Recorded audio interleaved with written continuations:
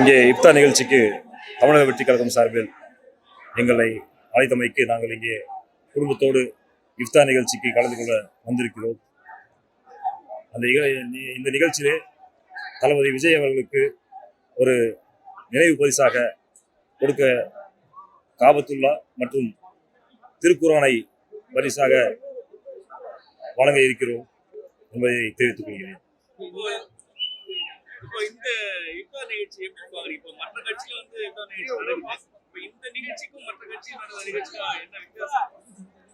இந்த இஃப்தார் நிகழ்ச்சியை பொறுத்த வரைக்கும் இன்னைக்கு தளபதி விஜய் அவர்கள் நோன்பு நோற்று இன்றைய தினம் அவர் இந்த இஃப்தார் நிகழ்ச்சி நடத்துகிறார்.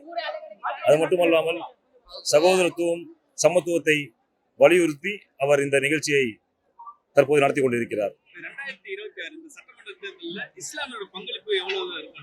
இஸ்லாமியர்கள் ஒட்டுமொத்தமாக தளபதி விஜய் அவர்களை ஒரு மாற்றம் வர வேண்டும் என்று எல்லோரும் எதிர்பார்க்கின்றனர்.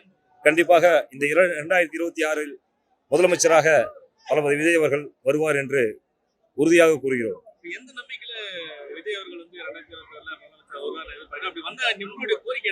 மக்களுடைய மாற்றம், மக்கள் ஒரு மாற்றத்தை வேண்டுகிறார்கள். அந்த மாற்றம் கண்டிப்பாக 2026 சட்டமன்ற தேர்தலில் தளபதி விஜய் அவர்கள் முதலமைச்சராக நிச்சயமாக வருவார், உறுதியாக வருவார். மக்களுடைய எதிர்பார்ப்பு அவர் பூர்த்தி செய்வார் எல்லா வகையிலுமே. அது மட்டுமல்லாமல் கடந்த மகளிர் தினத்தன்று அவர் கொடுத்த வாக்குறுதிகள் ஒன்றே போதும், அதுவே சாட்சியாக இருக்கு.